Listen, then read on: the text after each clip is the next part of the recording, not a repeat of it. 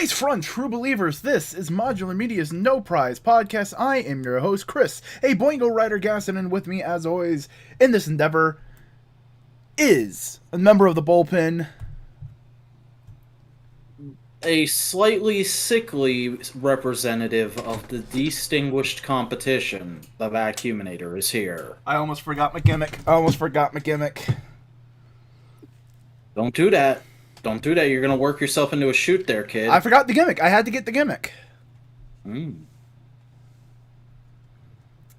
Yo, we're talking about shit.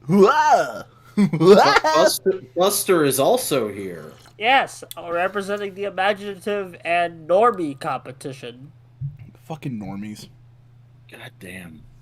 Can't believe they let this fucker in here. There's been so many normie fucking hot takes about comics this past week, and I'm just, it's like, ugh. Delete Twitter, can we? We already canceled. Shit like I was Yoda, Jesus. Well, we just canceled. Delete Twitter, can we? No, like there was multiple John Kent hot takes. Yeah. Then all the Batman hot takes. I feel like John Kent hot takes are like something you can set your watch by now. No, but it was like, there was the hot takes you expect of like, oh, John Kent's by Superman's fucking low. Like those were the hot takes you expected. But then there was the fucking like climate change hot takes. Oh. Well. That just bugged me. Yeah. I refer you to my comments about the first issue of the series. Oh wow, the incredibly progressive comic book writer wrote an incredibly progressive comic. What a fucking surprise. Yo, Gestapo. Hello, how are you doing? Yeah, we're getting started to talk about some shit, because here's the thing, we're in the middle of MCU I don't want to say drought. It's not a drought. It's gap. Hiatus. Hiatus gap. It's the season break. Finally. So we decided. Peace. Fuck you. I can't wait for fucking Doom in the MCU. I'm so fucking excited for Hawkeye. I can't wait, man. It's gonna be good. But we decided, hey, what should we do in the meantime? So we came up with the decision. Well, I pitched it, and then I strong-armed these two guys into agreeing with it, that we should, in the meantime... I tried to fight you on it twice. Yeah. Oh, that's good, Gestapo. That's good. Glad you're doing good. We're also doing good, because we are in the... When we get gaps period in the MCU, we're going to be talking about Avengers Earths Mightiest Heroes, the animated series from 2010. We're starting with the beginning 2-part episode, Breakout. Yeah, let's go. I was aware of this show. And you're more aware of it now. So do you have any opinions?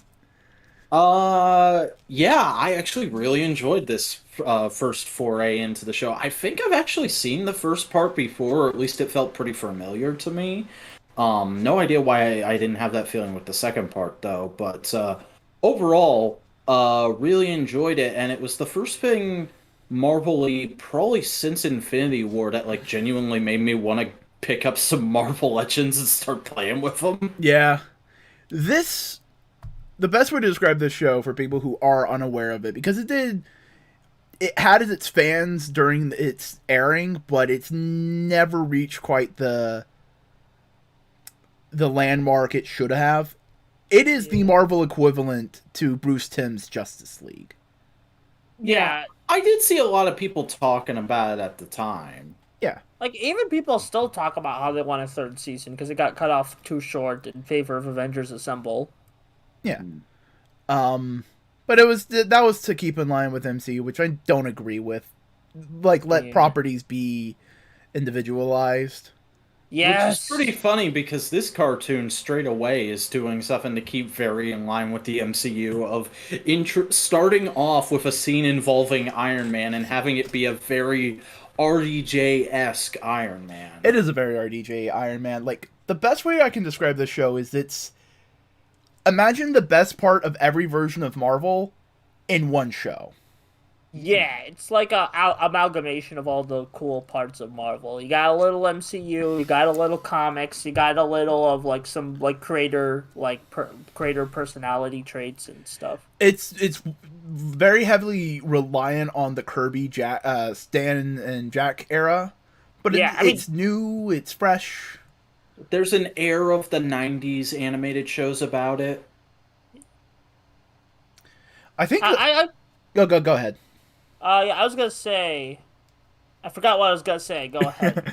but it's that same way of like Justice League, in my opinion. Of like Justice League is the best of the DC universe. Mm-hmm. And it's like, okay, let's take the best things and do it here because like we have Nick Fury, and it's a black Nick Fury, but it's not. But he's dressing like white Nick Fury. Yeah. So it's a good mix. He has the old temple hair. It's really cool. It's a good mixture. Like, the Hulk is a very classic Hulk, but he also has a lot of the newer elements that they've introduced into the Hulk. Yeah. 4 is Kirby as fuck, which I was very pleased by. I actually think this might be my favorite version of 4, just because his characterization is so simple and to the point. Asgard does not need me. All of us are gods there. I'm the only god here. I have to take care of the squishy people. Yeah, it's good stuff. Actually, what I was gonna say is that the starting lineup in this episode is just straight out of like the first Avengers issue. Yeah. But it's also not just a direct copy of the first Avengers story, which they could have easily done. It is a brand new original concept. Yeah, like, because they actually released a bunch of shorts, which later got compiled into like 5 origin episodes that, like, depending on which service or DVD you're using, are either before or after this episode. Which like that explained kind of how like the introduced the characters, their backstory, and how they setting up the villain Breakout that this has. Yeah, the secret origin.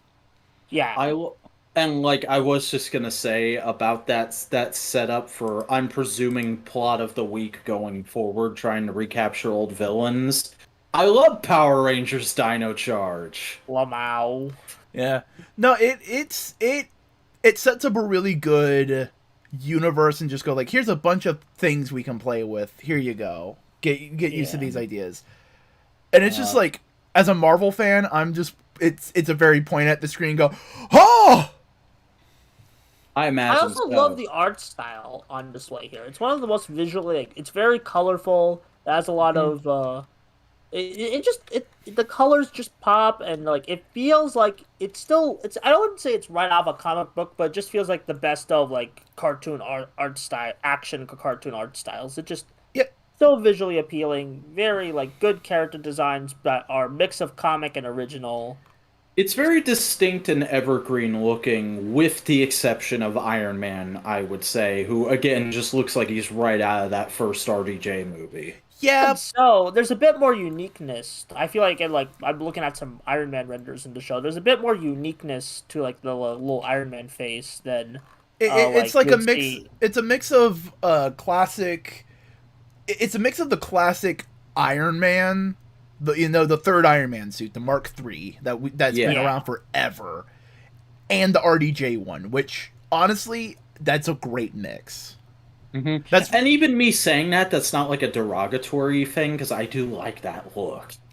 I mean, that's kind of what Alex Ross's redesign of Iron Man was kind of going for in the current Iron Man book. Mm-hmm.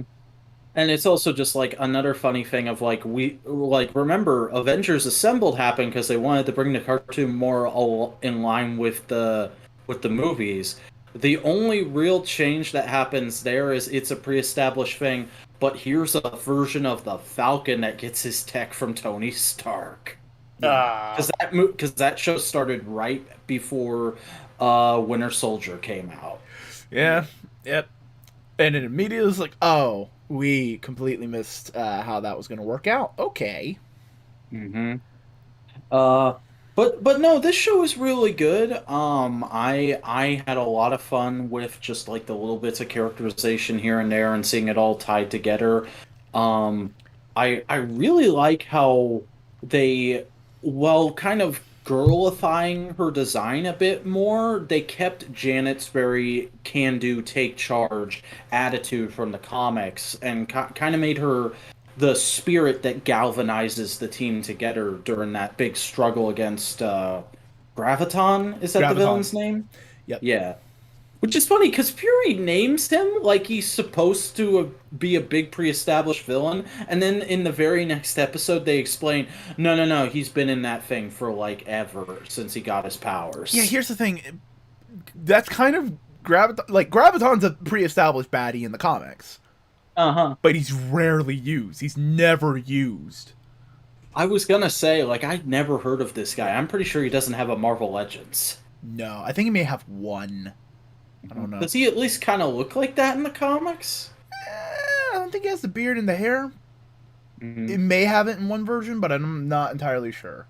And I mean, Graviton also showed you up wanna hear in something funny? Agents of S.H.I.E.L.D. You want to hear something funny? Because of the fucking beard and long hair and like the specific silver streaks in it, I dead ass thought it was Judas Traft. Oh, God. Dang it. That's a fucking... No, but like a lot of the baddies were just like, it was just fun to see, like, oh, hey, look, Gargoyle. Oh, hey, Mandrill. Oh, shit. Hey, Crimson Dynamo, Absorbing Man. And then they changed some villains, like Whiplash is a woman, which is, yeah, cool. Mm-hmm. Fuck yeah. Yeah, that's fine. Living Laser. Yeah.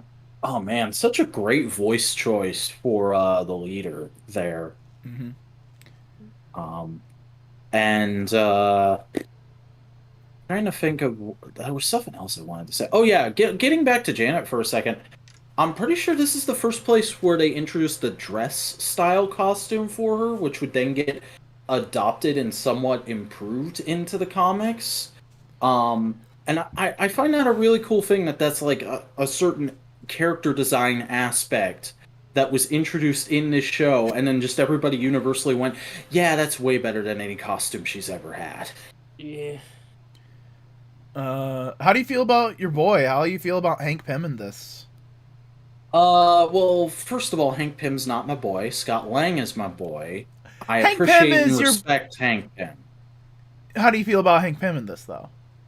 He's fine. He seems like he's starting out from that place of just like general well-meaning scientist Hank who doesn't necessarily want to do the superhero thing. He just happens to have the suit because it's how he uses the powers, and he's getting roped into shit. And I imagine as the show goes along, they'll take the character arc from there. Yeah. No, I'm just... This was, again, it's just a lot of, like, pointing, like, oh my god, there's that baddie. Like, we saw the Red Ghost. Yeah, we did. Buster, do you know who the Red Ghost is? No. He was the dude in the red coat and the slightly red face who controlled the monkeys with the superpowers. For such a cool name, that's just... Ah, man, that's just that's a hilarious power. Yeah. I also dig the restraint not to try and squeeze Captain America into Oh, this he gets his own somehow. episode later. Yeah, he That shows makes up. sense, yeah. But they do. I mean- they show like, hey, we are gonna do Cap with the intro because you see his shield. Yeah, Yeah. I mean, I've seen stuff from this show down the line. I know there's other characters coming. Like, I know eventually we'll get Miss Marvel. Eventually, Hank Pym will become Yellow Jacket. I've seen that. Yeah. No, like again, I just really like it. It is a very summation of Marvel because it is messy. Like all the heroes have interpersonal drama. There's no clear cut heroism. They're trying to be heroes, which is what Marvel is. Like, again, I like the thing of the Hulk is being held as if he were a villain, and he escapes, and Bruce makes him turn around and help. And then that leads to the ultimate victory at the end and the formation of the team, which, again, I also dig, just because it's a thing of we have to do things separately from Fury and the oversight of the government, because clearly it's not working the way it's meant to if something like this can happen. Yeah. Just good show. Like honestly, honestly some of my favorite moments in the show come later down the roads. But since we're just talking about the first 2 episodes, I can't. I imagine we'll get to them eventually, which does actually make me... I wanted to ask, since Buster brought up those Origin episodes, are we going to be doing those We can. next? I'm not sure. We'll figure it out. We can discuss it at the end of the show because we can do those Origin shows. We could do all 5. Just pop them right out, and then the next week we can just do the next episode. Yeah, I was gonna say we could do that. We could skip over them because I was tempted to just let it autoplay at the end of this. Like I said, I really enjoyed watching this. Yeah, it only gets better from here. That's Yeah. More than anything I've watched recently, this goes down super easy and leaves you in a good mood. Like, as much as I'm enjoying certain things we discuss on Twit every week, nothing this year has left me in as upbeat a mood as this did. Even High School Heroes, you traitor. Look, I like High School Heroes. High School Heroes has a lot going on. It's a really smart, really well-made show, but 48 minutes at a time is a slog, dude. Fair. I mean, this was also 48 minutes because we watched it. Yeah, but it was cartoon superhero fun time. Yeah. Okay, but like, and but very little scenes of just people talking, which is what makes High School Heroes feel slow. Anyway, we're getting off topic here. But like, again, I think the reason why it's so easy to just consume is just to watch is because it's Marvel without any of the multi-decade faff that's just accumulated that if you're doing a Marvel comic you have to acknowledge, or the bullshit of like Stan's narration boxes. Yeah, or I just think it's just like the most pure Marvel like thing. There's like, it doesn't have like you like, I'm not sorry to kind of diss the MCU, but like that has its own style. If you want like pure Marvel stories, like, I feel like this is, like, the best show to go to outside of the comics. Because here's the thing. This is 616 with hints of 1610. MCU is straight down the middle, 616, 1610. 1610 is the Ultimate Universe. Yeah. Okay. I figured, but, like... I just wanted to clarify for people, because I know these numbers. Because you're a nerd. Does Paramedic Jane Foster ever come back? Because I seem to only remember her being in this episode from what I've seen of the show. She's in the show as Jane Foster. She never does anything else. Well, I wouldn't expect that. I think this show ended before she became 4 in the comics. But I was just like, does their relationship go anywhere? I think it seems really cute in that scene. I think they do, like, bits and pieces. They never like fully dive into it. Yeah.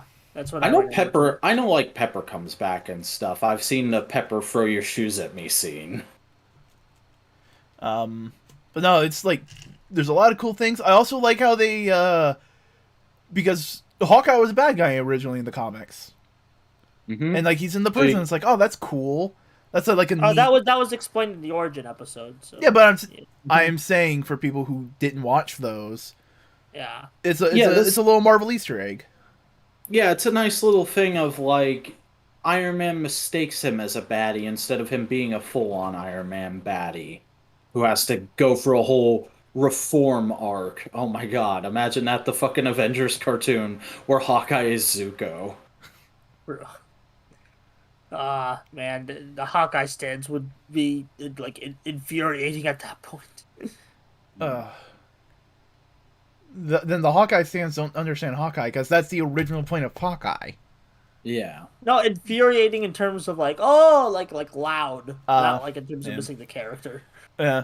No, like, again, a lot of this is really good. I really enjoyed Graviton. I wish they did more things with him in the comics. Yeah, because he is so badass here. It's incredible to think that like he's almost Magneto when the writers want Magneto to seem as Omega level as he actually is powerful in this. It's very interesting. It's just like they used a lot of B and D list baddies. Like you saw no Spidey bads. Yeah. No. They only hint at Doom, which I thought was really cool. Yeah, only hint at Doom, and it's a lot of like low tier Iron Man bad guys, a couple Thor baddies, a couple Hulk baddies. Because I imagine there's some origin stories as we go through this. Yeah.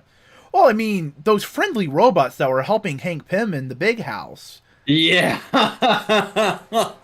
That was a moment. Oh yeah, yeah. Ultron does make an appearance in this show, and he's great. Sick. Like to say that. Like, also, that's another thing I really enjoy about the world building of the prisons, the 4 prisons. Yeah. Because that, again, like, they elaborate more that on the origin stories. So yeah, but like in the comics, you have like one of them, but there's not like a full understood system of them, you know? Like, And I think they're all based on prisons from the comics, aren't they? yeah, Vault is a thing, the Raft is a thing. I'm pretty sure the Cube is a thing. I think the closest thing the Big House was something Civil War, if I remember right.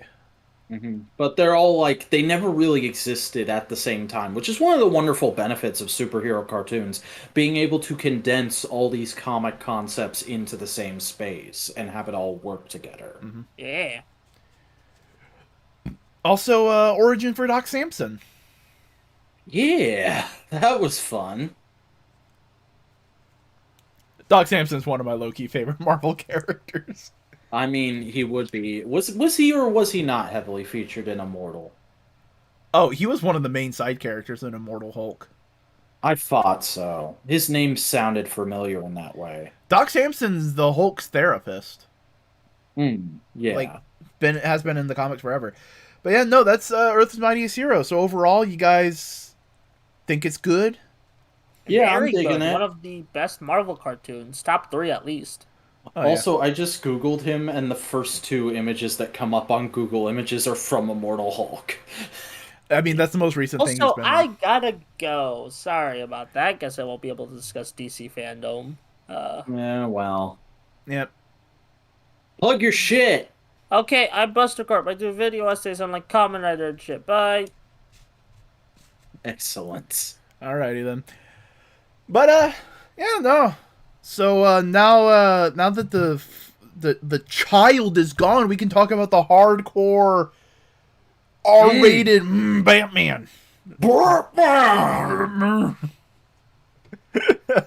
I think the movie looks quite good. I am looking forward to it. I would not describe myself as particularly like I thought people on Twitter were like losing their mind over this, and I'm like, it looks good, but it doesn't look that much different from any live action Batman thing we haven't gotten before. Like, the most notable thing is just like how stylistic it is in a certain direction, because yes, Aki, Buster leaves podcast like usual. Go post the meme somewhere.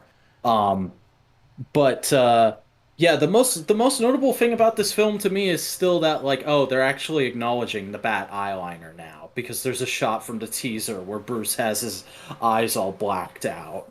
Yeah.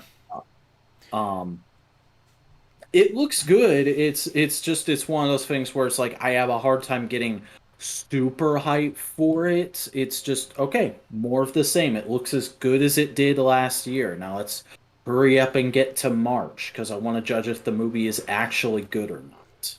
I like how it had a little bit more neo-noir vibes.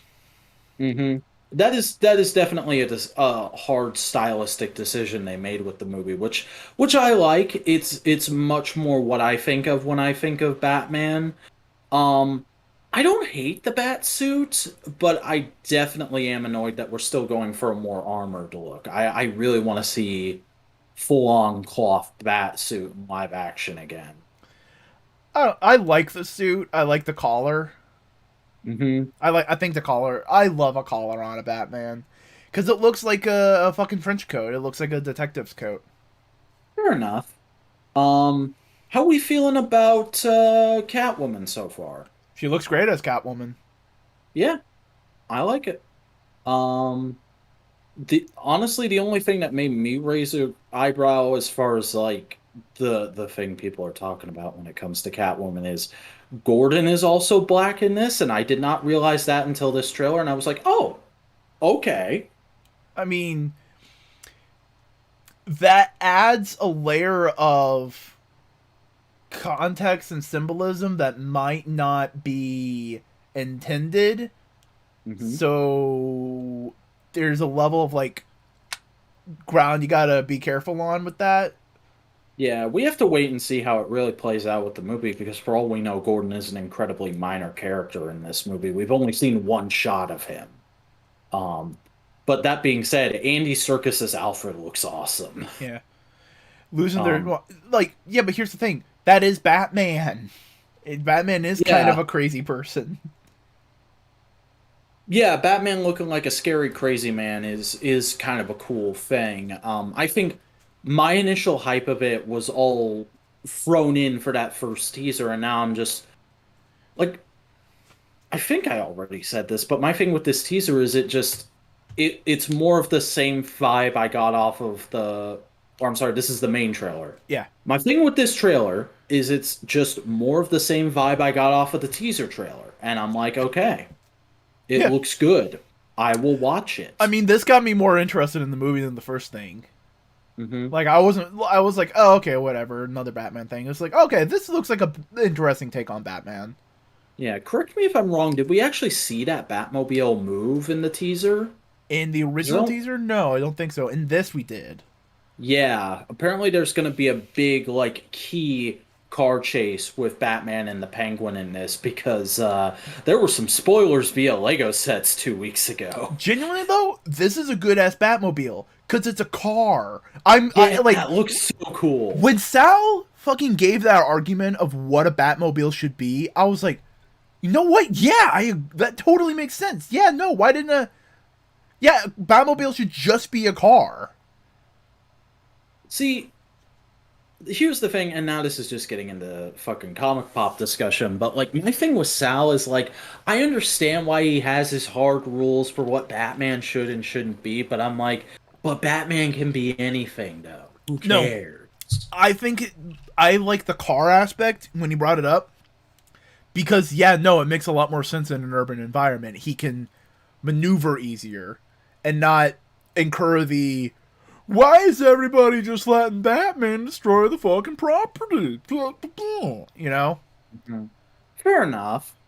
But also like I like crazy looking Batmobiles and Yeah. stuff. They're cool toys. Yeah, yeah, that's the biggest thing about that. Another thing though, Mhm. this feels like White Knight without the White Knight plot.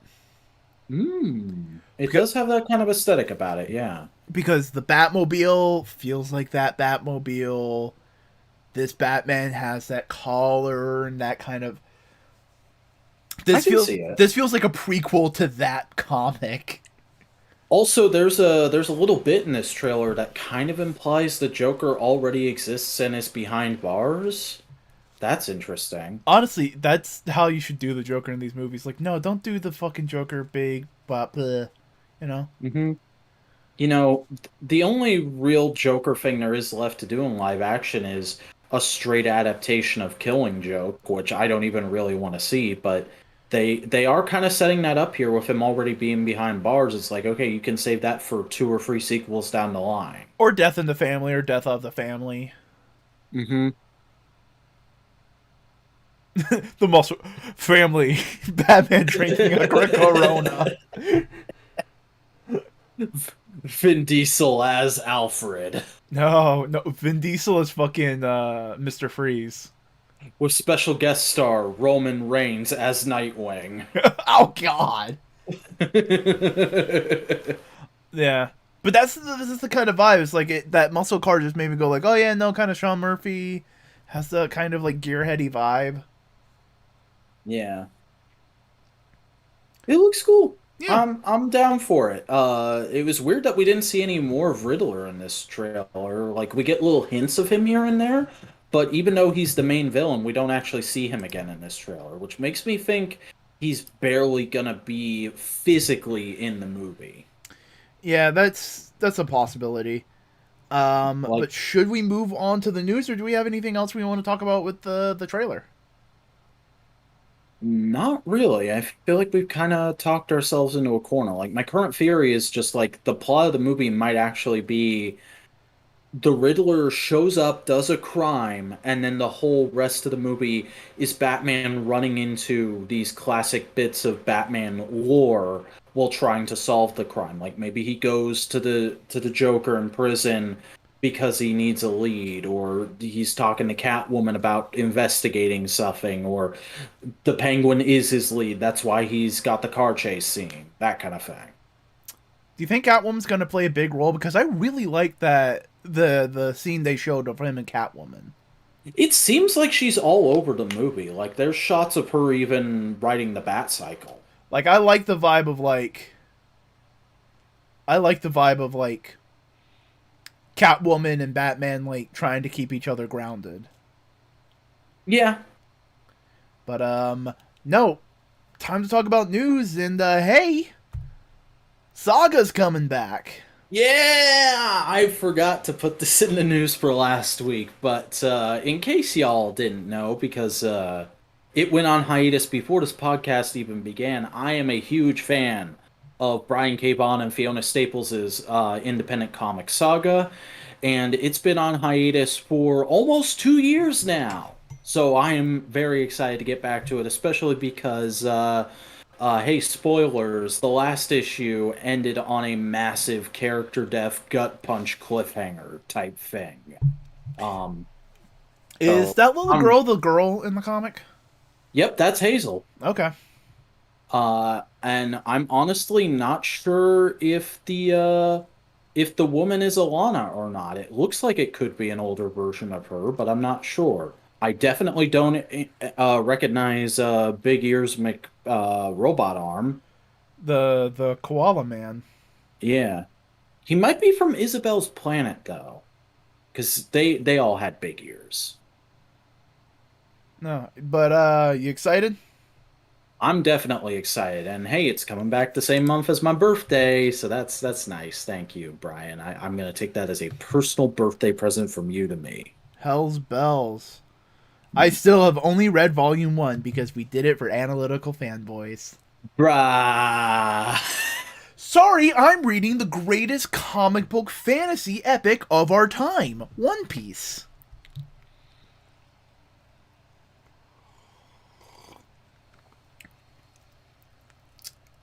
Sup? Fucking weeb. One Piece is good.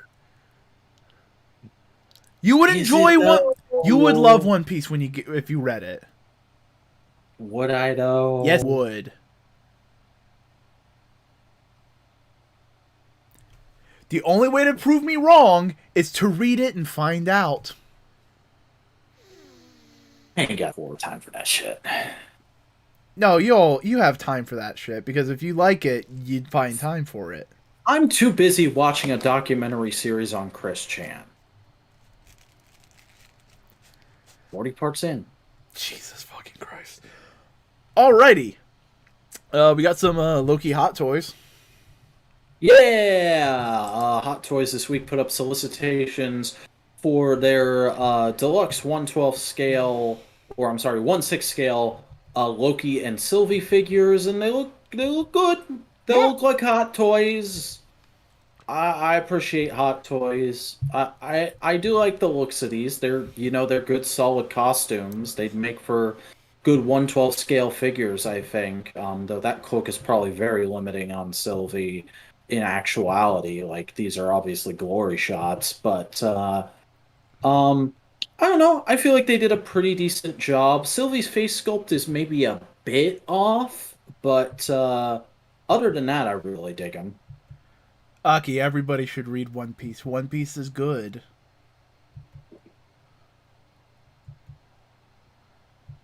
Yeah, Aki. One Piece, though. Having free time. Vac, here's the thing. Do you ever want to run into Murder Grandpa and have him know that you don't like One Piece? I never said I don't like it. I just said I haven't read it. Yeah, no, you want to say that to Murder Grandpa? This operates under the extreme assumption I will meet Murder Grandpa. You never know when you're gonna meet Murder Grandpa.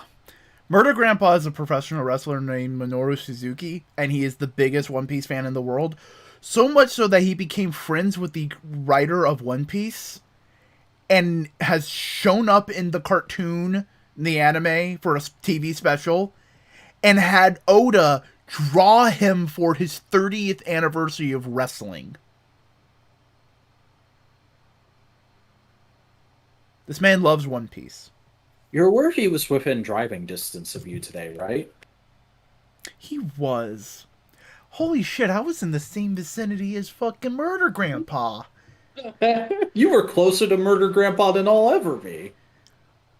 Normally, he's an ocean away. We don't have to worry about him. Yeah.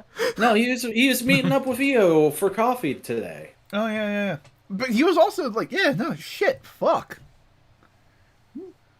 But, yeah, no, Loki looks good. He looks solid. Sylvie looks Yeah. good. Looks solid. I want that dress shirt, though, because I like the shoulders. Yeah, no, it's a good dress shirt. It's a good looking fig. Yeah. You know what? A thing I think about with Hot Toys that probably doesn't get brought up a ton for it. They look What's like that? they'd be great references for cosplay. Oh, I'm sure they are. Yeah. They're probably as expensive to make the actual cosplays sometime, But I mean, like the glory shots, those are probably like, because they're trying to show off all the poses of the thing. They're probably like, oh no, I can get a lot of good like reference material. yeah. I got you.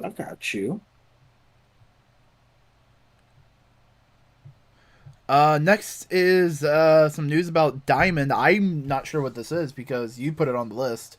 Yeah, so basically, Diamond Distributing is absorbing one of the main collecting grading authorities, the action figure authority, who are responsible for grading things like action figures, collectible trading cards, and I believe a few other things. I read this full article when I put it on here, but a lot of it is escaping me now. Um, Basically, this is the second biggest group next to CGC, which is the Comics Grading Authority, um, and a lot of the stuff that's been getting graded in the current climate of collectibles just skyrocketing in value is going through these guys. So it's a very smart purchase on Diamond's part. However, it's a very scary purchase on Collector's part because it's like, oh, Diamond is losing their grip on one monopoly and they're getting a grip on another one potentially. Yeah, because CG doesn't do cards at all, do they? They just do comics.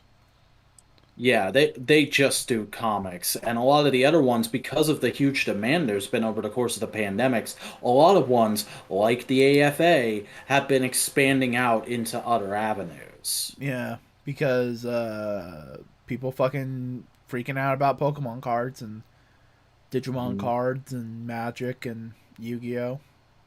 Yeah, No, through all that, I don't think Yu-Gi-Oh got hit as hard as Pokemon and Magic did. Did I it? wouldn't know. I don't know Yu-Gi-Oh. I I follow card games just enough to know. I know MetaZoo got hit pretty hard because it was a brand new game that people were excited about. Mm-hmm. I still want to play that so bad. It looks so cool. I've told you about the game, haven't I? Probably, he said, hoping you wouldn't tell him about it again. All I want to say is they've released a new pack, a new amount of stuff, where it's all evil cryptids for Halloween. Okay. Speaking of evil cryptids, Todd McFarlane. I'll give you that one. That was good. All right. No, this week Todd had his own little special day over at the GameStops where a bunch of McFarlane Toys exclusives went up for pre-order. The fucking multiverse free Jokers, comedian Joker, which is goddamn it, Killing Joke, Mm-hmm. and a variant of Swamp Thing with an alternate head, and a variant of Violator with a bloody paint scheme, which is the stuff that's relevant to this podcast. Um, and this is all very interesting because we knew about Free Joker's comedian beforehand thanks to some promotional pictures, but we all assumed it was going to be a Walmart exclusive. And then you look at the actual packaging shot that's on GameStop.com right now, there's nothing on it that says GameStop exclusive. So it's just a weird situation with that figure, but apparently it went up for pre-order with this whole date. Um, the Swamp Thing we knew about via listings, but we hadn't actually seen before, and Todd was talking about it like we had seen it before. And the Violator was a complete out of left field type thing. Yeah. So very, very odd video Todd posted up here. As well as the pre-orders and whatnot being interesting. I'm trying Also, to the other remember those. figures, just so people are aware of what they are, is Warhammer 40k stuff and Witcher 3. Mm-hmm. Uh, but we do also have pre-orders for the regular version of Swamp Thing, which I believe is based off of his new 52 look. It's a lot more Scott Snydery than what I think of when I think Swamp Thing. Um, but it looks like a decent Swamp Thing figure, and hey, it has an alternate arm for a stabby blade, so that's nice. Yeah. I find it hilarious that Todd McFarlane's wearing a Venom hat while hawking DC and Image toys. That is a very Todd McFarlane move. I mean, nobody's Also, gonna get pissed at him. He created Venom.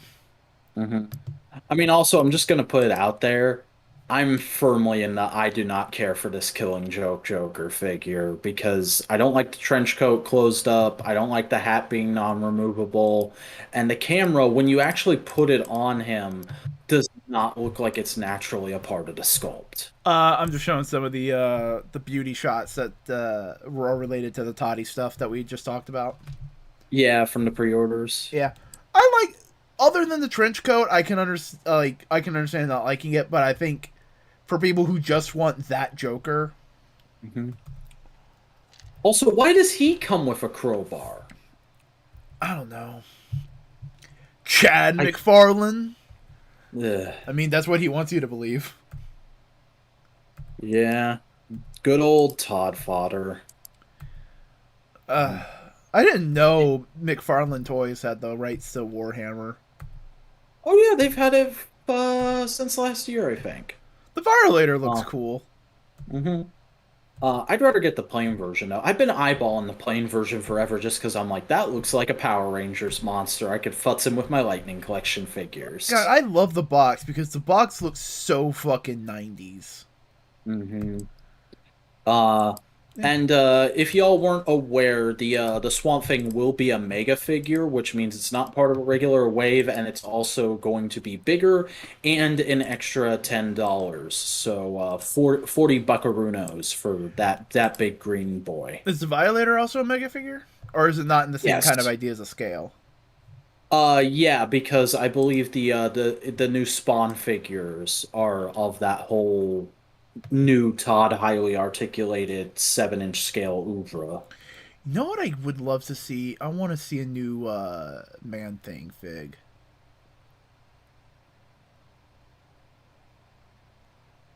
I'm trying to think. I'm trying When to. did Yeah, I don't know Marvel when the last Giant Size Man-Thing got a figure, but I would love to Marvel see. Legends did a build a figure. It was a couple years ago. I'm trying to think when exactly because I remember it's the same wave as the Netflix Daredevil. Yeah, but come on, Giant Size Man-Things are cool. hmm Especially because he did just have that miniseries that ended recently. Uh, so you're gonna have to lead us through Fandom because I didn't watch a lot of it. I saw some of the stuff that kind of came out of it. Oh God! Oh shit! Oh fuck! So let's just go through the. I'm on the page that they show all the announcement that you put on the thing. So Black Adam. It looks good. We got a big video of Dwayne Johnson talking about how excited he is and how much it's a passion project that he's been working very hard on. And we also see fucking Pierce Brosnan say like, "Hey, I worked on 4 James Bond movies, and this is the most impressive thing I've ever done." I'm like, buddy, that's not saying much. Have you seen your Bond films? Oh, hey, hey! It did give us GoldenEye the video game. Hmm. He is playing Doctor Fate though, and he's a great pick for Doctor Fate. Oh. Also, fucking Atom Smasher is going to be in this movie apparently. All right, fuck. Yeah. Then Grant the Gustin little- got some shoes. Yay! I don't pay attention to the fucking CW shows. What at was the all. other thing you were going to say about Black Adam before I cut you off? A little bit we did see of the actual movie. It looks fine. All right, Like it looks. I'll say it doesn't look bad. so we're getting a sequel to Aquaman 2. Yeah, we got again a bunch of big upping from James Wan and some other people involved with the movie, and we got to see shots of the new Black Manta suit, which looks right out of the comics. It's really impressive. Did they say anything about the woman that they probably don't want in the Aquaman movie anymore? Oh, she's officially not in it. Okay. That's old news. Okay. I was more saying like have they recast it or they're just not using the character? I think they're just not using the character at the moment. Okay. Mhm. Then the announcement that I kind of got excited about, they're doing a Milestone thing, an animated Milestone movie. Yeah, which is interesting. I don't know. I don't have a huge amount of faith in the direct-to-DVD movie team, so it's one of those like, okay, it's cool that you're doing that, but you're gonna have to really be good at it in order to make me like it, Yeah. or even check it out. We got some more footage of the Suicide Squad game. It looks like a video game. What do you want from me? I saw the trailer for Peacemaker. Peacemaker looks like a lot of fun. Not exactly my jam. God damn it, they used the wrong vigilante. I like that costume though. It looks really good. Yeah, it does. What, is it just me or does he sound like Ryan Reynolds as Deadpool? He does. He does sound like fucking Deadpool. Well, I was going like, did they get Ryan Reynolds? Mm-hmm. But no, it looks good, and I'm looking forward to checking it out when it hits the streams. We got new stills and character sheets for Superman and Beyond. My Superman Adventures with Superman is what that show is called. I am And it looking at looks the good. heading of this part of the article. Yeah, they just kind of clumped all the Superman stuff together. Superman was basically a footnote in this fandom, which is a little sad. But the cartoon looks good. We don't know much more about it than we already did, but I'm still looking forward to it. It seems like a fun show. They did modify the Lois design a little bit because she looks a little bit different than this image still. Yeah. But the big thing out of this was they officially confirmed, yo, Superman's motto is no longer truth, justice, in the American way. It's truth, justice, and a better tomorrow. Okay. I mean, isn't that what John came up with? And now it's just like Clark going like, you know what, kid? Yeah, you're right. I think John said truth, justice, and a better world. Better tomorrow does make more sense. Because what is he, if not the man He's of the tomorrow? Yeah, he's the man of tomorrow. Did we get anything for League of Super Pets other than like some images? Because that's all I saw. I didn't hear anything about it. Like I said, it's one of those things where I didn't actually watch it. I kind of experienced the news via Twitter. Yeah, no, I just saw like an image of like Crypto and Ace the Bat Hound. Or Doom Patrol. Doom Patrol Season 3 is rolling along. As far as I know, the show hasn't gotten bad, but I stopped watching after Season 1. Not that I didn't like Season 1, I just haven't gotten back to it. More Flash stuff. We got a very, kind of like how we got for Black Adam, a video of people big upping it and a few scenes from the movie. We got that for the Flash movie. I mean, it looks as good as can be expected. Sandman?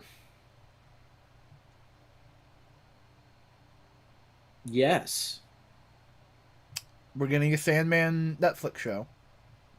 Yes. All right. I am aware of that. As much as I am aware of Neil Gaiman's Sandman, which is to say, I know it's important, I haven't read it. Shut up. Then we got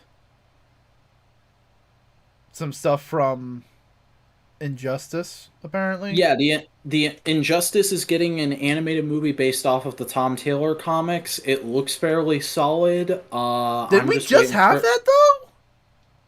What are you Didn't that talking come out about? already? No, that's out next month. I thought That's people why already there's a new watched it trailer. and said it was garbage. Not that I heard of. Hold on. I feel like I'm in Bizarro world. It's also late and I'm sick and I understand. It's just I'm trying to make sure because my brain is being a doom.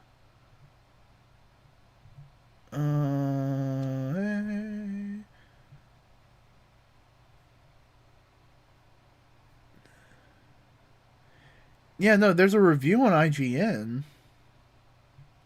all right. Hold on. October 19th. Yeah, it's out. No, it's not out. Yeah. So they were giving it one last hype push. Jesus. Like I said. Then how are people talking about it already? I don't know. All right, I whatever. don't keep an old. Injustice isn't important. We got some news on Blue Beetle. I'm telling Tom Taylor you said that. In the I'm talking about the movie. Mm. Tom Taylor and his giant ass chin. I think we saw the suit, which looks. It was an illustration. It looked like an illustration to me, and it looked like it was right out of the comics. So fine. Monkey prints? I don't fucking know.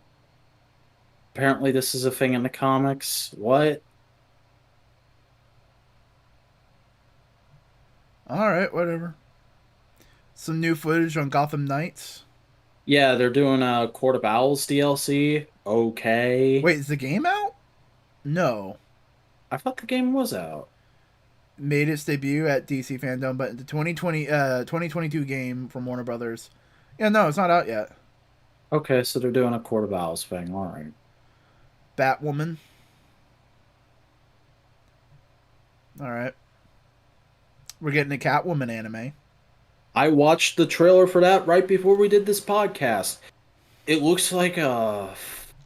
I watched it and I went, "Wow, that looks like the movie that animation team would make." Yeah. All right. We're more Legends of Tomorrow stuff? Fuck that show. Okay. Batman Unburied? Oh, it's a podcast. Boo. Batgirl, Titans, Harley Quinn, Caped Crusader. Cape Crusader looks interesting. What is it?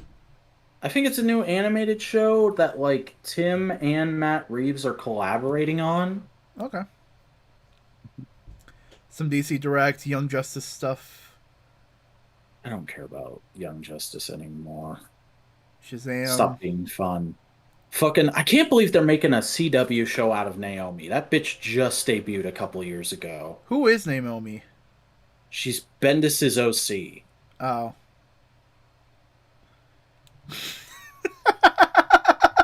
I love how Marvel just has 1,000 of Bendis OCs and don't do anything with them. DC gets one and it's just like, give them a fucking show. I hate it here. Hey, you guys wanted him. I did not ask for that, man. Wonder Woman, some Wonder Woman stuff, Sweet Tooth stuff. There's a Wonder Woman event coming. Okay. Yeah, and the Batman. Anyway. Yeah, because I think the Batman trailer is the thing they ended on. I mean, fair enough. I mean, like, obviously a lot of this stuff didn't hit me the first time around, or I didn't hear about it. But the big things that came out of Fandom were interesting. Like I said, Black Adam is looking promising. I'm looking forward to the Batman. It looks about as exciting as it did last year, and I think we got that teaser trailer a year ago. Um, and what was the other thing I had kind of keyed in on? Some mutter, some fucking reality level. We're no longer in the Punish DC timeline. There's stuff to get excited about. So you know what? Yay. Oh yeah, why wasn't there any Shazam stuff in this? Yeah, that's weird. Because that second movie's in production. What's going on there? What's up with that? Somebody explain that to me. Also, I don't give a shit that the Supergirl show is ending. It's not a Supergirl show. Shut up. Oof. Harsh opinions from the V-Boy. One of these days, I'm gonna make the Megaforce sucks of CW show videos, and it'll be about the Supergirl show. Oh, man. I want to go to bed. Well, we got a lot more things to talk about, man. God damn it! Like how Toddy McFarlane showed off some toys. Oh yeah, he's making Bertman figures. God, I hate that Joker look. I hate it so much. Yeah. Uh, Nice that Battinson's already getting merch. I would prefer if it was gray. I think the gray makes more sense from what we've seen. Yeah. And it's cool because he confirmed here that he is continuing the Batman black and white statue line from DC Direct. He didn't buy up all those lines just to get the prototypes that were shown out. But yeah, no, we got some more beauty shots of these guys. Hmm. And also, I believe in that article, That gray makes a lot. That gray looks a lot better. yeah, it really does, but that's not the way they photographed it.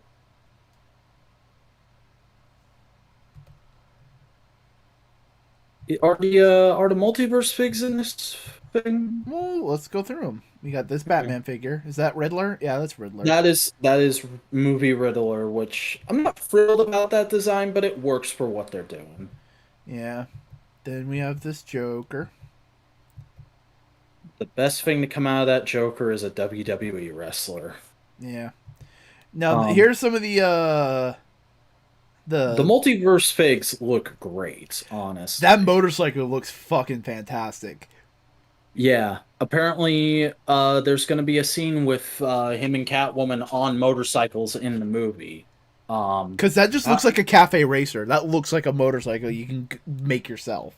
Yeah, and there's nothing about it that distinctly says Batman, except for maybe how angular the windscreen is. Even then, you know damn well there's some motorcycle gearheads going like, no, we can make that. Hmm. Also, this is just me being a weirdo. It looks okay. That big old block connecting the wheels, that might be a thing in the real one because it might be axle driven. Mm. Because you can drive a motorcycle multiple ways. Nice. Oh, fucking look at that chunkiness. The freaking ears right up front. Oh, that's great. The chunk of that motor though. Hmm. It's this is fantastic. No, it is chain driven. You can see the chain right here. Yeah. That's just a swing arm. Yeah, no, okay, this is the best bat cycle. This is the best bat cycle. I love this You bat haven't even cycle. you haven't even seen the movie yet. I love it. Fuck, and look at that. It's so good. I like how the cape looks like it was sculpted specifically to lay on that, even though the figure and the bike are sold separately. Look like how much of that is just engine. Hmm. But it's a cafe racer, so it's like quick and light. It's really good. Yeah, makes sense. It doesn't look like a crotch rocket. That's the big thing I Hmm. like about it. It doesn't look like a Hayabusa. It doesn't look like a ninja. Definitely. It looks good. But here's some of the Batman figures. Also, go back one slide. Look right there on the corner of the box. they're doing a Gordon fig, but they just haven't revealed it yet for whatever reason. Huh. Because you can see him on one of those card faces. So he probably has a bigger role in the movie than Hmm. Batman looking off to the side. Yeah, I wonder if that was just like a paint mess up with the prototype here. Because otherwise, that's an incredibly specific way to sculpt a figure, and it makes me think they're going to sell a regular version as an exclusive, which, now that I say it out loud, yeah, that's a very Todd move. Um, The cape I looks like- really good for being sculpted in one very specific position. Like, the figure looks good just standing there, but I don't think this looks too bulky to pose well. Like, it looks like you're going to have to do a lot of customizing to it to get it to play the way it should. Catwoman. I like the look of the Catwoman suit, except for how baggy the mask looks. Like, I could deal with it just being a regular pullover mask with the little cat ears if it didn't look so much like it was a bag, you know? I mean, the thong doesn't help. Mm-hmm. Or G-string. That's more of a G-string. Yeah. And I the anal plug whip. hope there's a bendy wire in that. It doesn't look like it, but I hope Todd gets it in there somehow. Also, just look at how much dead space there is in that box. Jesus. Yeah. Riddler. Again, he looks all right, but this design just isn't very toyetic. No, they made the movie and they were like, I guess we'll try and make toys out of this. He looks like he's jumping. He does. It's like, Also, yeah, what the I'm fuck is the that? Riddler. What is that accessory? Is that like an ice pick? It's a shovel. Aw. Okay, so I've been watching this one YouTuber just reviewing a bunch of slasher horror villains. This guy just looks like a slasher. Yeah, and I Yep. think that's the point. He looks like Jason. Like one part Also- Jason, one part Michael Myers. I know a bunch of toy reviewers are going to be like, oh my god, that giant rubber overlay, his torso articulation is going to be totally cut off. Do you really need the Riddler doing some acrobatics? Like, calm down. No, I think Every freaking G.I. Classified series review I watch, somebody inevitably goes like, oh, I hate the torso overlays. It destroys all this amazing torso articulation. And I'm like, do you really need that on any character besides, like, Scarlet and the ninjas? I don't like Or what Army they. I'm not sure I like what they do with the ears because it looks really goofy. Unless It it's looks just like he's wearing a plastic bag over his head as well as the mask. yeah. I don't know.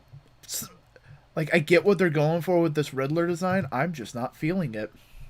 Yeah. I think it'll work in the actual movie, but in all Yeah. forms of like merch and promotional images, it looks awkward. I think the big thing is just like it's just trying to be so hardcore. Mm-hmm. Because it's like, oh, we don't want to be that Riddler, you know? We don't want to remind people of fucking Jim Carrey. You don't want to be cool, you mean? You don't want to put a man in a question mark blazer. Yeah. Yeah, that's all that's all the news. So you ready to talk about some books? It's still not past midnight, so I guess so. All right. You said that. You can't take it back now. Superman and the Authority, issue 4. So, I have to piss. No. You don't get to do that. Wow. It's cool. It's fine. Why is Green Goblin in this book? That's Eclipso. Alright. Basically, they fight the big thing. A couple of the people that were being tricked into fighting join Superman's side, and they help out, and they join the team. There is some... I don't know how to describe it. So I will pull up the scene from the book, and we'll talk about it real quick.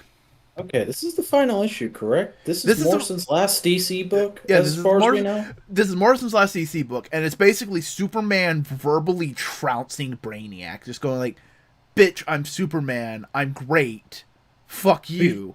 Before you pull it up, let me guess what the final scene is. It's Morrison themselves actually walks onto panel and goes, "All right, fuck you, fuck you, fuck you, fuck you, Superman, you're cool, fuck you, I'm out." No, actually, it's a lot more amicable than that. So they're fighting the Ultra Humanite bullshit, and they have like a fucking team of mooks, and one of them's fucking Iron Cross, a white supremacist, and Manchester Black gets a full on like this whole thing has been a redemption arc from Manchester Black.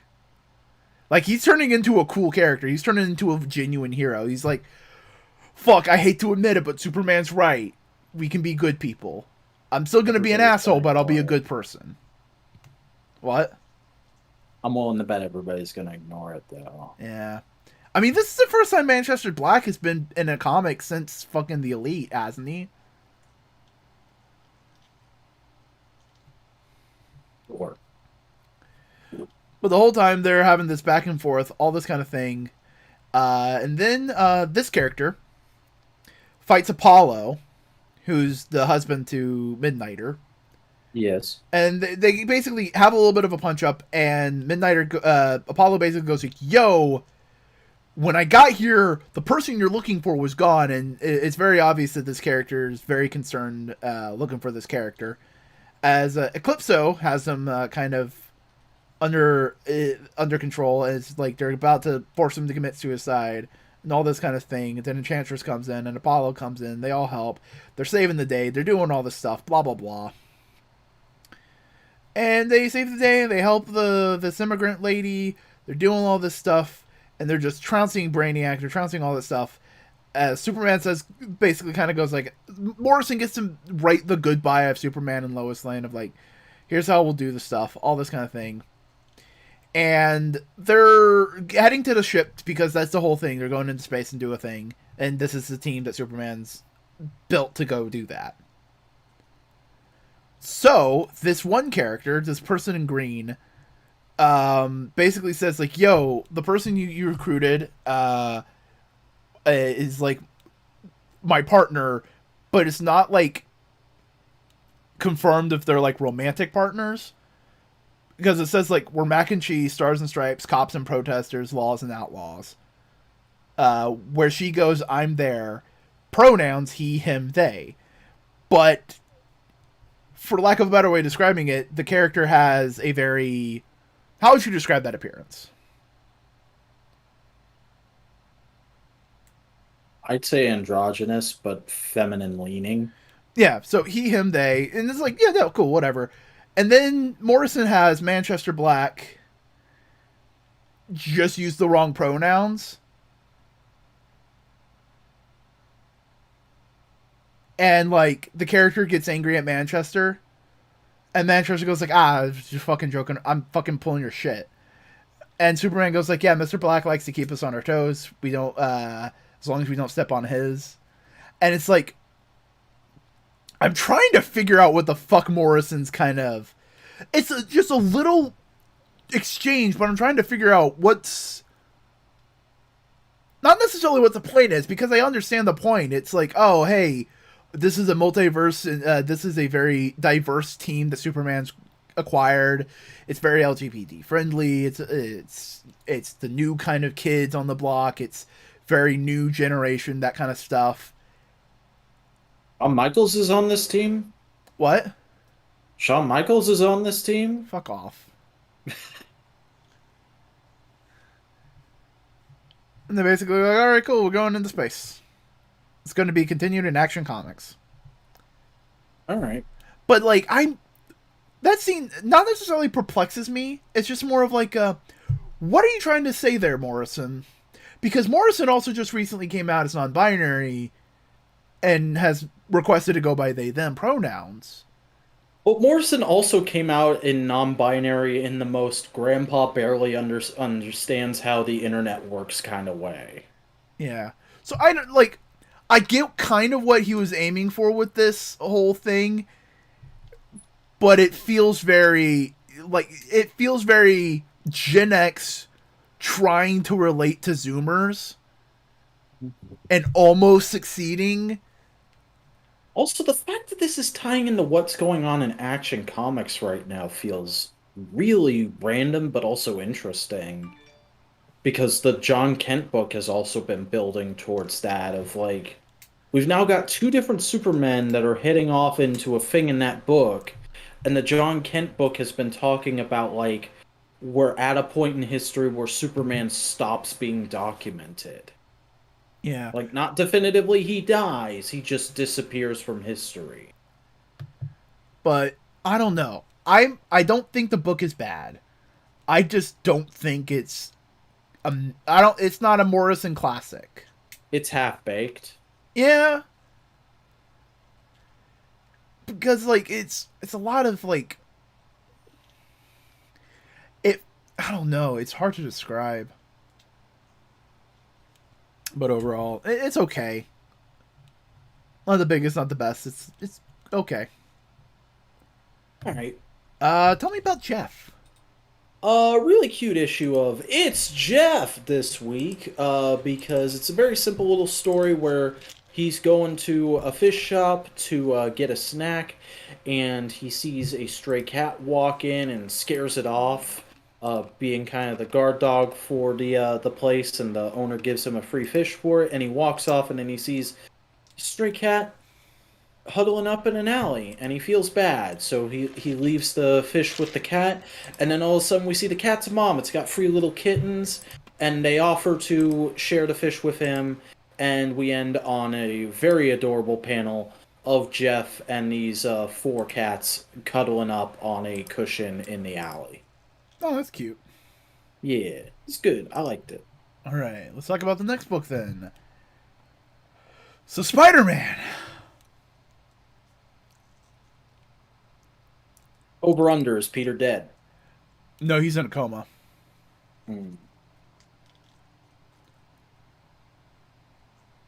Okay. Because if they wanted to do the, oh no, Spider-Man's dead, they do the Spider-Man's dead instead of keeping it a mystery. Mm-hmm.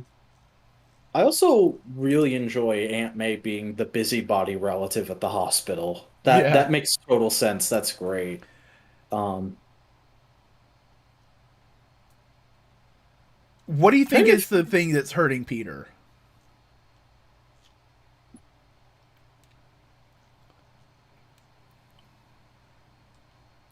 I don't know. Like fucking. Didn't they say something about radiation? Yeah, hold on. I got the issue up. I can pull it up real quick. Well, bam! Also, what the hell is Misty Knight doing here all of a sudden? It was in a backup in last issue. Oh, I don't remember there being a backup last issue, but okay. Emergency ward. Hmm. I like how Ben calls May and goes like, yeah, no, I'm Peter. You need to come to the hospital. And then May immediately goes like, that wasn't Peter. Mm-hmm. I like how they're trying to go like they're reiterating the idea of like Ben They and have Peter. they have the same voice, but they use different inflections, I imagine. I think the big thing is like Ben and Peter are hung up on the idea that Ben's a clone. Well, everything in the world is pointing out like, no, Ben, you're your own person now. You're not just tied to Peter. You can be something more. Yeah, that scene of fucking him getting permission from Peter is the best. Yeah. Have you talked to his brother? I like that scene. Mm-hmm. It's a really good full page spread with the spider legs coming in as the spider sense. Mm-hmm.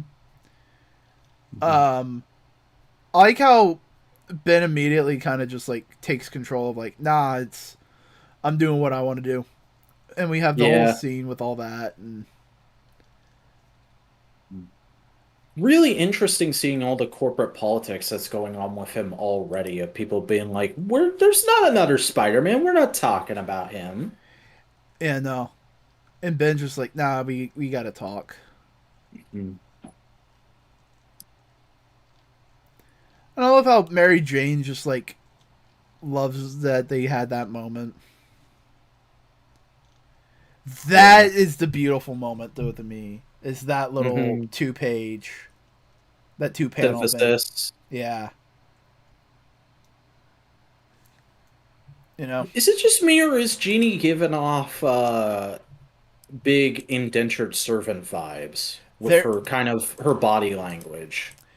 it feel like there's a certain aspect of like she feels like she has to be here for Ben because Ben got her out, but she also wants to be there for Ben because Yeah. she loves Ben. Oh, it's Jenny. I'm sorry. Yeah. You know. But yeah, no, it's been really good so far. I also like Yeah. how he's doing a new version of the spider gauntlets that he had as a Scarlet Spider back in the 90s. Yeah, I didn't even think of that. Yeah, no, it's all good shit. hmm Spider-Man is doing okay. It's doing okay. I'm not fully won over yet, but I'm liking where it's going. Hopefully by the end of this arc, all the people who got off on Kindred will get back on. Hmm. Well, yeah, no, Spider-Man's good. Yeah. Read Spider-Man. So X-Men had another issue. It's a solid one and done. It's not that complicated. It's a Halloween special. I know, I'm just settling in for the Boingo Talks about X-Men portion of the podcast. I just don't have any hot cocoa. Basically, Nightmare like torments the X-Men headquarters, and Jean Grey goes like, "You stupid! I'm an Omega level telepath. What the fuck you think you're doing, buddy? Get out of here! Fuck you." Hmm. That's it. That's the story. Nice. Because we dive into like people, different X-Men's nightmares and things and all that kind of stuff. Also, the fucking cover of this is amazing. That is a pretty good Headless Horseman. With Cyclops' head. Mm-hmm. It's nice. It's good. It's solid. It's a good it gives you a good issue of X-Men if you just want a single fun issue of X-Men and get to see Jean Grey be a badass protector. Nice. Final issue of Immortal Hulk. Oh, fuck.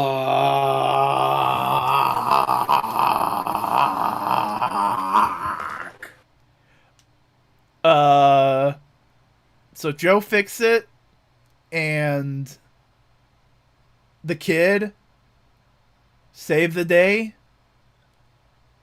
They save the Hulk, and it's good. Like, it's a lot more complicated because they have to answer fucking lore questions that they've brought up, but not a super ton.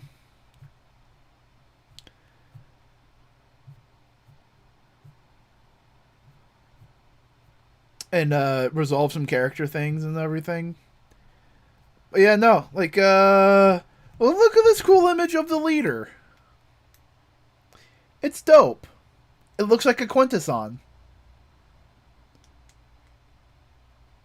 Vac, do you see it? Do you see the Quintesson leader?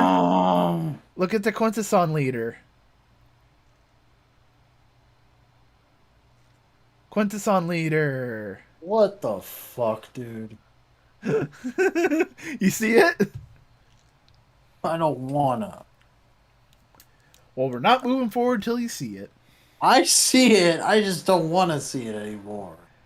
But yeah, no, they do all this kind of stuff. They deal with history and all that kind of thing. Blah, blah, blah. We find out the reason why all those dead souls were in hell. It's more or less to have a conversation at this point in time of the story and not the time we saw them earlier. To kind of explain things and to explore the characters. We get Doc Sampson, we get Walt Langowski, we get all that kind of stuff. As we come to the idea of like what the whole point of just saving the Hulk and saving all the Banner stuff. It's cool. They save the leader. They get rid of the leadery part of his powers. Like, he's just a normal dude now, and he's like, I don't want to know shit. I'm tired. Like, I don't want to be the leader. Fuck that anymore. Oh, yeah, I forgot the biggest thing. Hulk basically screams out to the heaven and goes like, why am I the Hulk? Why does this happen to me? Why? No, that's like, why? And he just goes like, yo, I have power for you. I am fear, all this kind of stuff. Hulk heard, now show us your real face. And we get the words, very well. Show your face so I can look you in the eye. I am the one above all. What?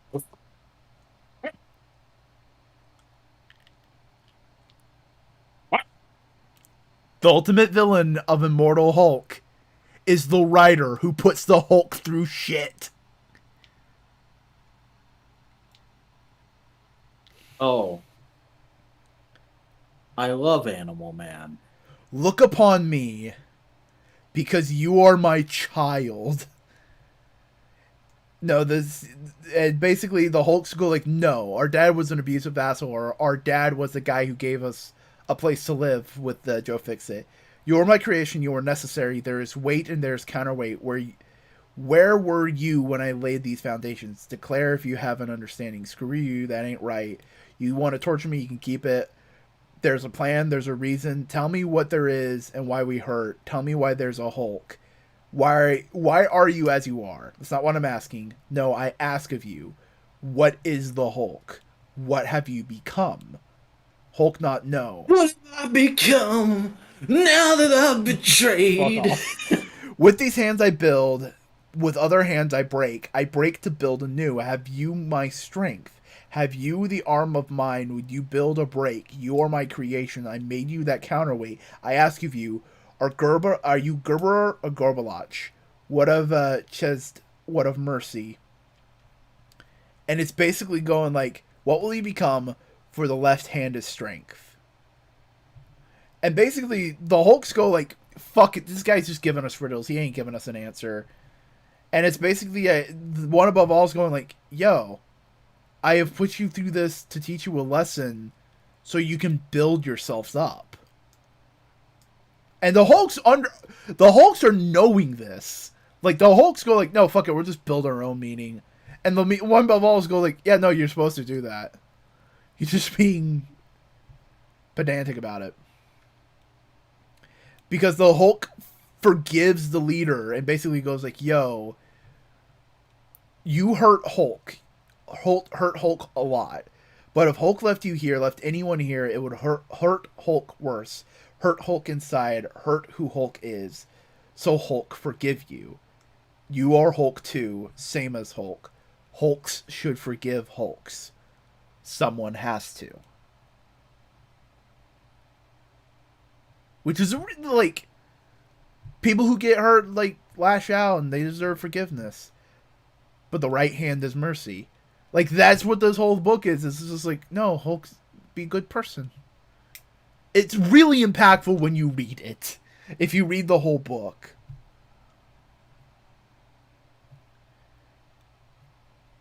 Alright. The Thing comes into hell, takes him out. The Thing does a good joke. Nice vacation spot you got here. So this is hell, huh? I guess I collected the set. Because remember when the Thing went to heaven?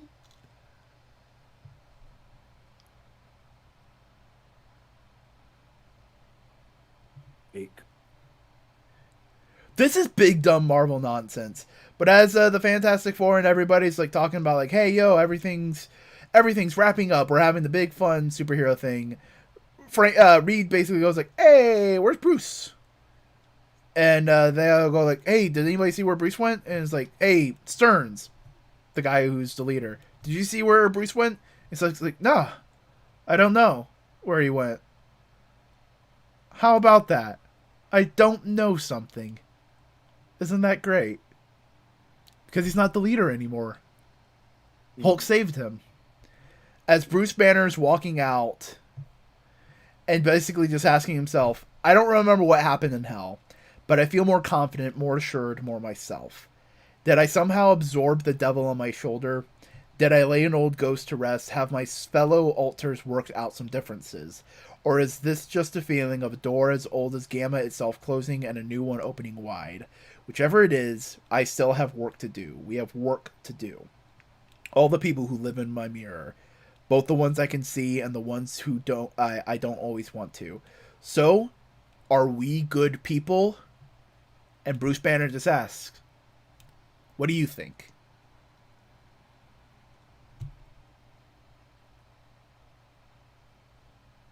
And that's the I think story. Donny Cates is writing the next issue. This is good shit. What are you on about? I don't know, man. It just seems like the same basic shit you always do with the Hulk. What do you expect with the Hulk? I don't know. It's I don't actually really expect anything. We have like 2 or 3 Hulk stories, and we tell them all over and over again. That's how this works. We have same thing with Captain America. We have 2 or 3 Captain America stories. I mean, ultimately, it's a little bit different because it's like actually looking at all the different Hulks and asking what's their place in all this stuff, you know? So, you read some Wreckers? I did actually. I read Transformers, Wreckers, Fred and Circuits, or Tread and Circuits, excuse me. This book caught my eye surprisingly because I've been pretty out of the loop on IDW Transformers stuff for a while because they did that big we're restarting back from the beginning before the war even started reboot with Brian Ruckley, which I think is still going on. And I tried to get into that and it just wasn't for me for whatever reason. But this is kind of sidestepping all that and just doing its own thing with a story with a really fun, eclectic team of characters that I would never have pegged for the Wreckers, except for maybe this version of Hotshot, which the team is Thunderclash, Ricochet, Minerva, Hotshot, Circuit, and Aileron, which is just such a weird Z-list group of weirdos. I mean, that I was Hotshot's like- not Z-list. Hotshot has faded into Z-list over the last 15 years, since Bumblebee reclaimed the place's Kid Appeal character. You know the reason why we haven't gotten a lot of Hotshot toys in the last few years, or a lot of Hotshots in shows, is because there's already one yellow cowboy who we now have the trademark for locked down. So Hotshot can show up every once in a while, but he's gonna be blue, and he's not gonna say much. But come on, Hotshot has goggles. Yeah. But this actually does do a lot with Hotshot because him and Ricochet are kind of like co-second in command to Thunderclash, and they're like this troop of just free big dumb idiots in what's supposed to be a covert ops team, because that's the thing about the Wreckers. And I haven't actually gotten into a Wreckers story before because the Wreckers are essentially Autobot Black Ops, and everybody loves Last Stand. I read Last Stand and it just wasn't for me. I tried reading Sins of the Wreckers. I got an issue in and I went, no thanks. And whatever the third one was, I didn't even bother with it. But I gave this a chance because the team looked like an interesting mix. And it is, because a lot of this issue is just Thunderclash doing big, ridiculous bullshit and Aileron going, aren't we supposed to be a covert ops team? And Thunderclash just retorting with, yeah, but that was awesome. Like, So it Thunderclash opens- is full-on giant dickhead Thunderclash. Yeah, like, this literally opens with them jumping out of their ship from orbit for the sake of a promotional video. And it starts, literally the first page of this issue is Thunderclash opening the door to the ship and going, let's jam. It opens with a fucking Cowboy Bebop reference. Nice. And it's great because there's also like fucking fourth wall breaking narration from Hotshot where he's like looking at the reader explaining why they're doing this. And the whole time Aileron is just like, "Are you kidding me, guys? Are we really doing this? All right, I guess." And they do their big dumb. You can see it on the poster. Thunderclash is doing the W. That's like the wrecker's hand sliding. Look at us, aren't we cool? They do it after they land, and then it gets cut off by a transmission from Mayhem, the Decepticon equivalent, who have hacked the broadcast and are basically going like, "Hey, Speedy is real fucking dumb. They elect their leaders via race, and the big Speedia 500 is coming up. We're gonna sabotage that race." And the plot of the issue is Thunderclash going, "All right, I guess Hotshot, Ricochet, and I are entering, and we're gonna keep the race safe."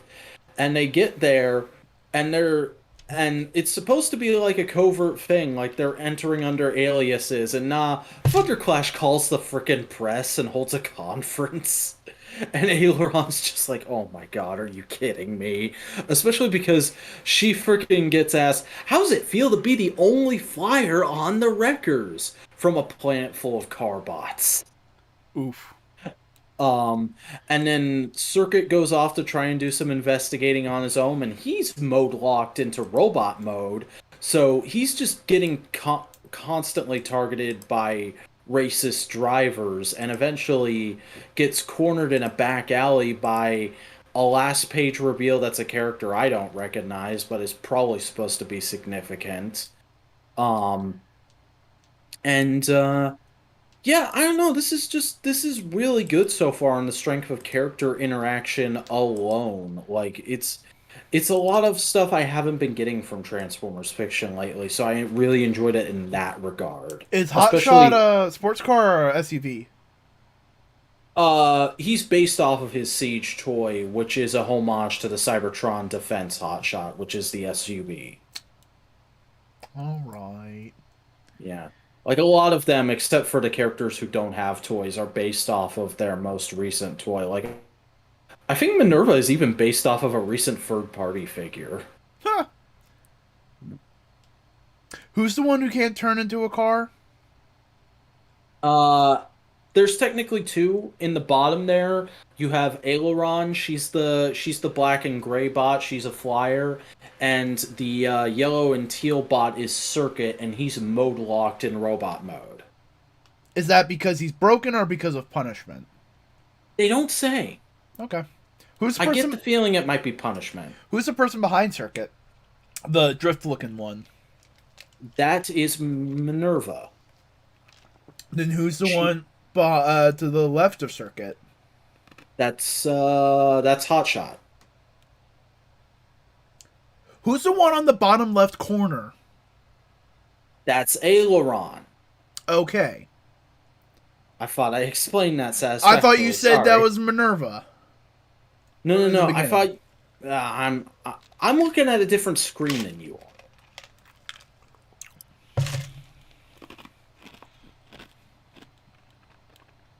Anything else you want to say about this book?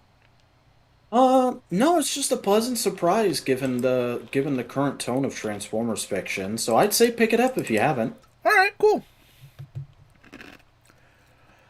Hey, Buster, how did you like Power Rangers issue 12? From what I heard, because we were discussing it a little bit while you were working on your freaking cake, but Buster liked this a fair bit, they said.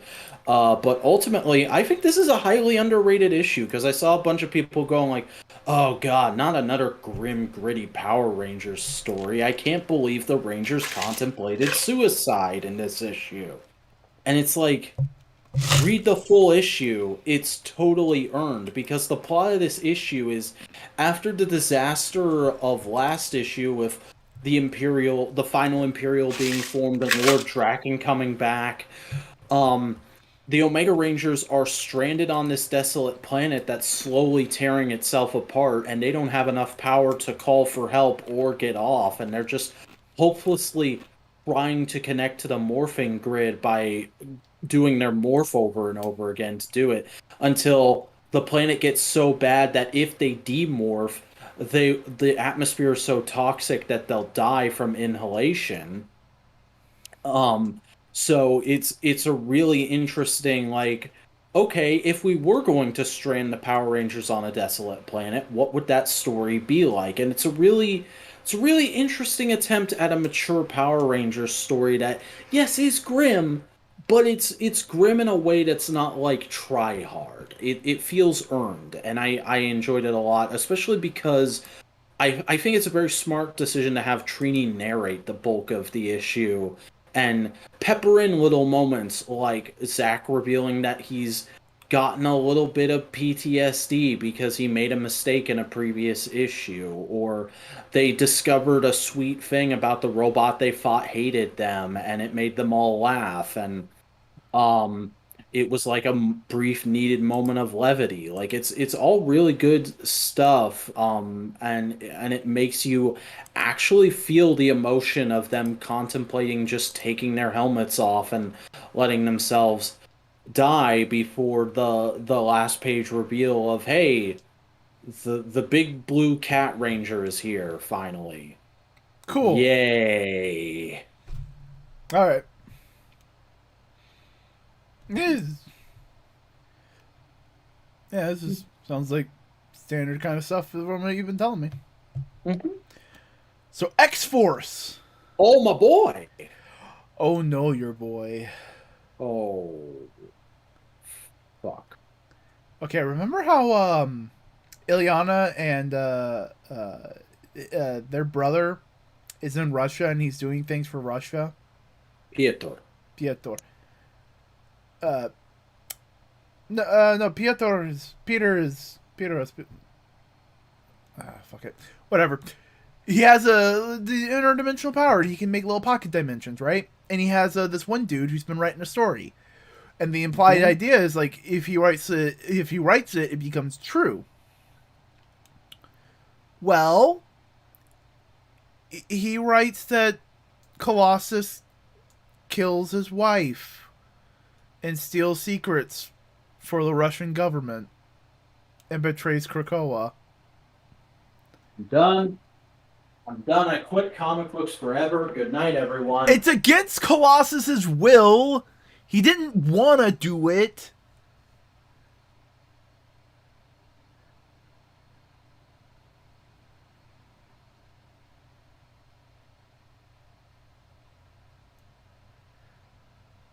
It's hurting the boy. In fact, hold on.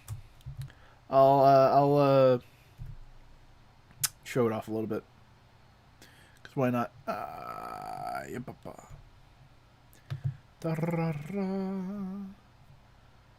Boom. Yeah.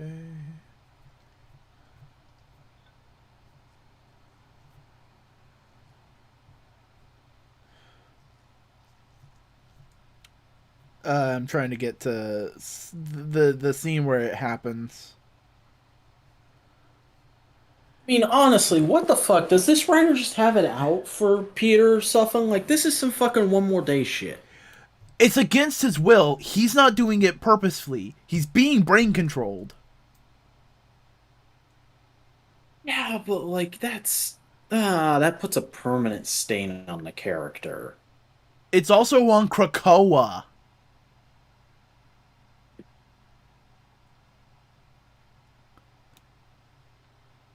Like, You're not supposed to like it. It's supposed to make you hate his brother.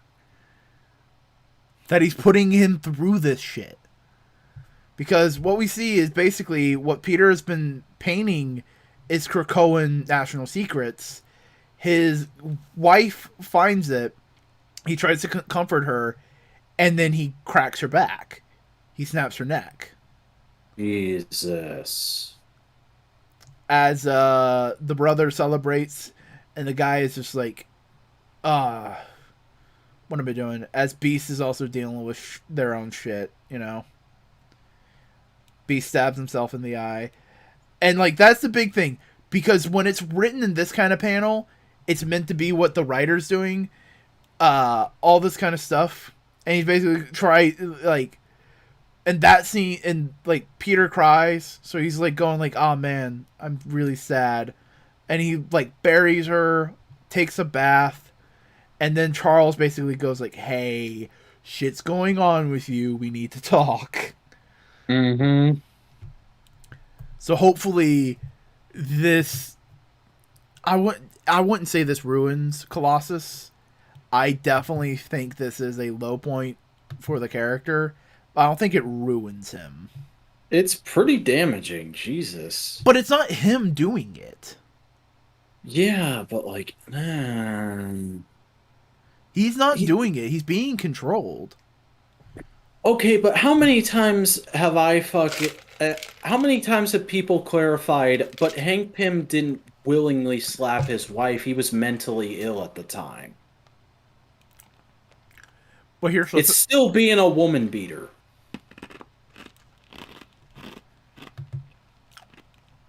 Here's the thing. In my opinion, he's just as much of a victim in this as anybody else.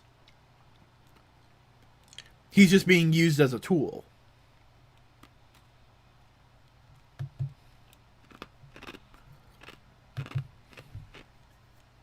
But the final book, Iron Man, issue number 13. Ah, good old tungsten mail. God damn it. Did you see that she actually has a tungsten rat costume for Halloween? No, I did not. That's great. There's some clips of it out. Basically, the whole crew gets together. They crashed into the Galactus ship. They're doing all this stuff. They're reconvening. And they're basically trying to stop all the bad guys. They break off into different teams and they fight and do all that stuff. Blah, blah, blah. It's cool interaction. Frogman gets a fucking dope-ass scene. Everybody does cool shit. They help out. As Korvac gets bum rushed and fucked over. And beaten. All that kind of stuff.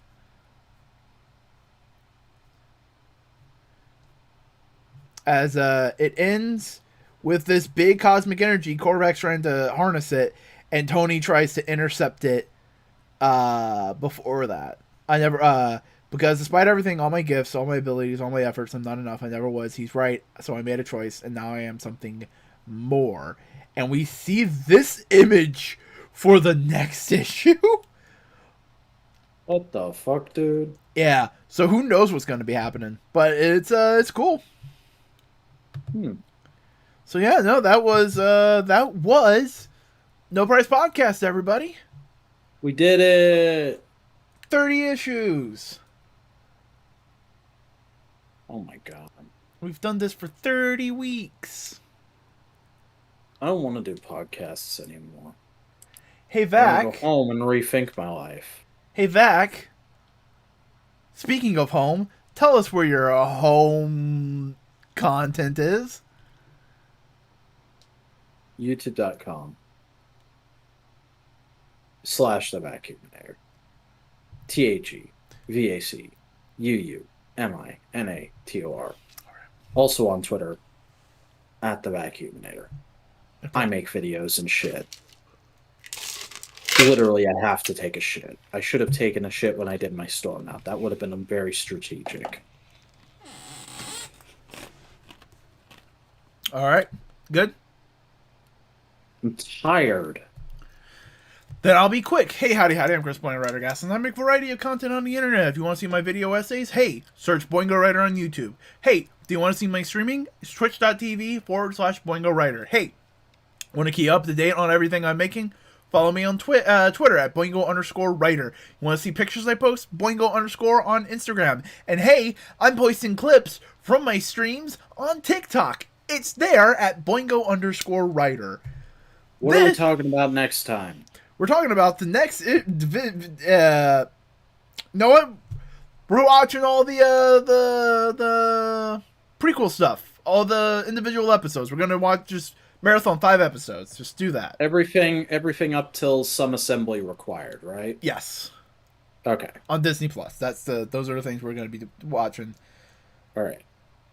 We should call that like the EMH Origins episodes or something like that. Secret Origins is much more of a DC thing. It's just Origins in Marvel, I think. Yeah.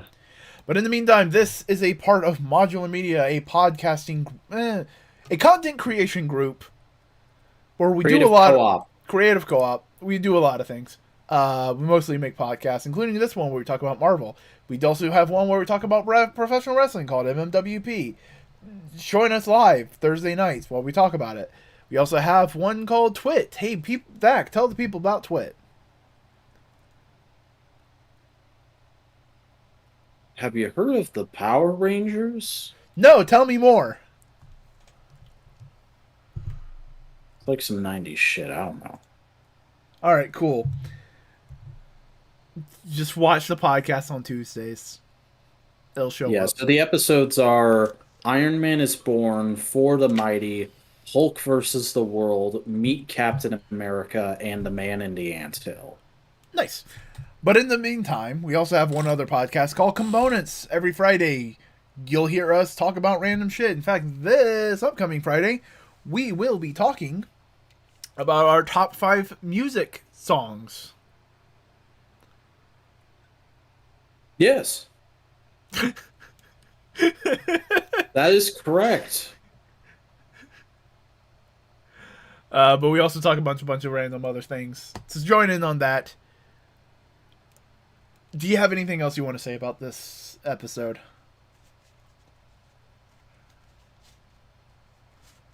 Batman. Enough said.